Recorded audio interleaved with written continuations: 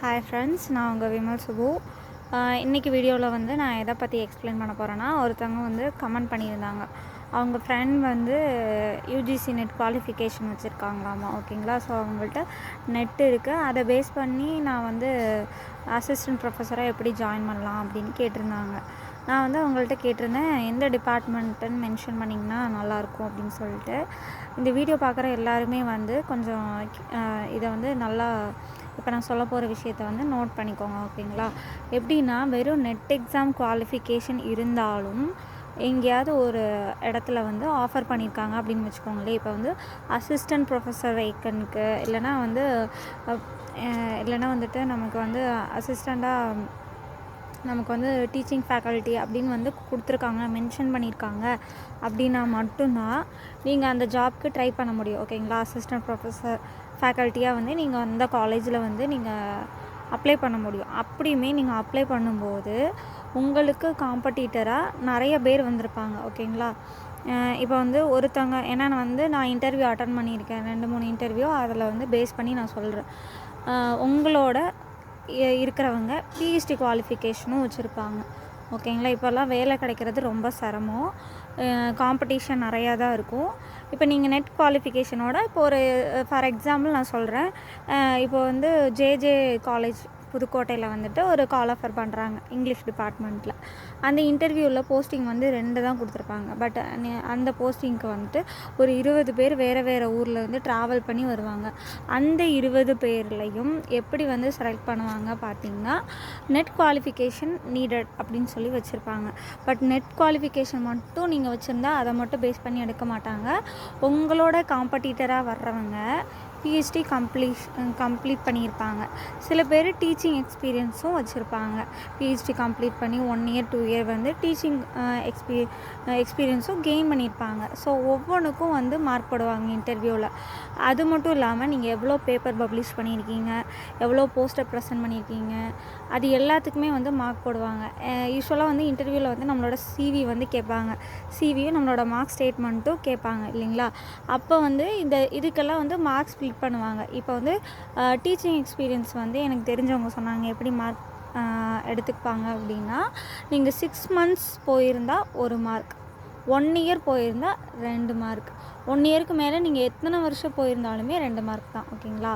இப்போ நீங்கள் teaching experience வந்து 6 மந்த்ஸ் கெயின் பண்ணியிருந்தீங்க அப்படின்னா அதுக்கு வந்து 1 மார்க். 12 மந்த்ஸ் 1 இயர் அப்படின்னா அதுக்கு வந்து 2 மார்க்ஸ். மோர் தென் 1 இயர்னாலுமே நீங்கள் அதுக்கு மேலே ஒரு 10 இயர் எக்ஸ்பீரியன்ஸ் வச்சுருந்தாலுமே அதுக்கு உங்களுக்கு 2 மார்க்ஸ் தான். ஓகேங்களா. இதை நோட் பண்ணிக்கோங்க. தென் செகண்ட் வந்து poster presentation, national conference, international conference, இதிலலாம் வந்து போஸ்டர் ப்ரெசன்டேஷன், ஓரல் ப்ரெசன்டேஷன் இதெல்லாம் எவ்வளோ பண்ணியிருக்கீங்களோ அந்த ஒவ்வொரு ப்ரெசன்டேஷனுக்கும் 0.5 அப்படிங்கிற மாதிரி ஒவ்வொரு காலேஜ்லேயும் வந்து யூஜிசி நார்ம்ஸ் படி மார்க்ஸ் போடுவாங்க. ஓகேங்களா. உங்களோட சிவிலேருந்து மார்க் உங்களுக்கு நோட் பண்ணி போடுவாங்க. அது இல்லாமல் பேப்பர் பப்ளிகேஷன். ஓகேங்களா. பேப்பர் பப்ளிகேஷனுமே எனக்கு வந்து கவுண்ட் வந்து நிறையா வந்தது, 20 அபோவ் வந்தது. பட்டு அதில் வந்துட்டு நீங்கள் எஸ்ஏயா இல்லை வெப் ஆஃப் சயின்ஸா அந்த மாதிரி வந்து பிரித்து பார்த்தாங்க அப்படின்னா எஸ்ஏக்கு தான் இம்பார்ட்டன்ஸ் கொடுப்பாங்க. ஸோ நீங்கள் வந்து பப்ளிஷ் பண்ணுற எல்லா பேப்பருமே வந்து எஸ்ஏ ஸ்டாண்டர்ட் ஜேர்னலில் இருக்கணும். ஓகேங்களா. உங்களோட பப்ளிகேஷனுக்கும் மார்க் இருக்குது, அதுவும் எஸ்ஏக்கு மார்க் இருக்குது. எஸ்ஏனா அதுக்கு ஒரு மார்க்கு, இல்லை வெறும் நம்பர் வேறு நார்மல் ஜேர்னலில் போட்டிங்கன்னா அதுக்கு ஒரு மார்க் இருக்குது. இன்டர்வியூவில் உங்களோட சிவியில் இதுக்கெல்லாம் மார்க் இருக்கும். தென் அதுக்கப்புறம் யூஜிசி நார்ம்ஸ் படி நீங்கள் நெட் செட் குவாலிஃபிகேஷன் இருந்ததுன்னா அடிஷ்னல் மார்க் இருக்கும்.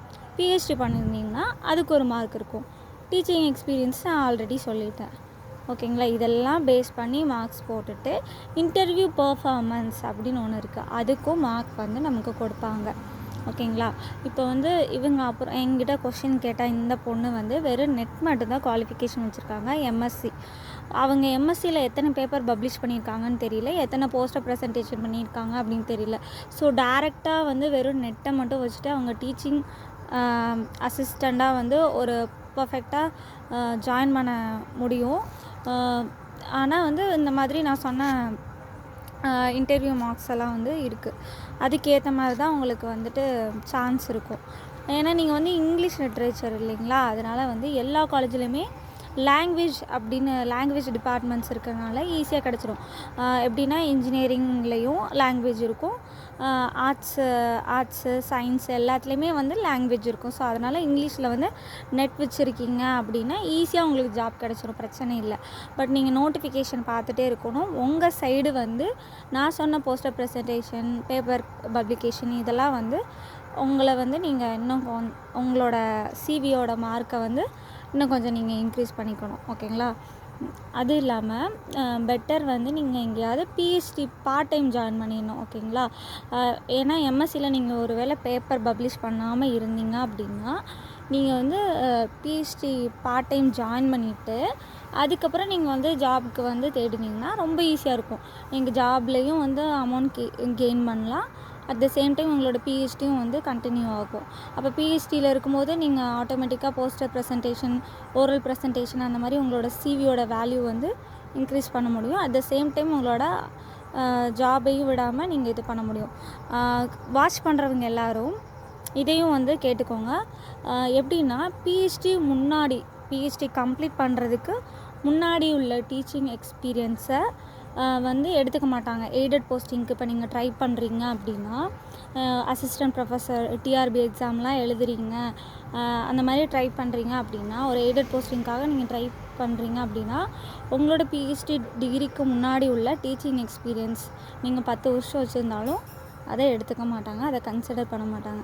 ஆஃப்டர் பிஹெச்டி கம்ப்ளீட் பண்ணதுக்கப்புறம் அசிஸ்டன்ட் ப்ரொஃபஸராக 6 மந்த் ஒர்க் பண்ணியிருந்தாலும் அதை தான் வந்து உங்களுக்கு எக்ஸ்பீரியன்ஸாக வேலிட் பண்ணுவாங்க.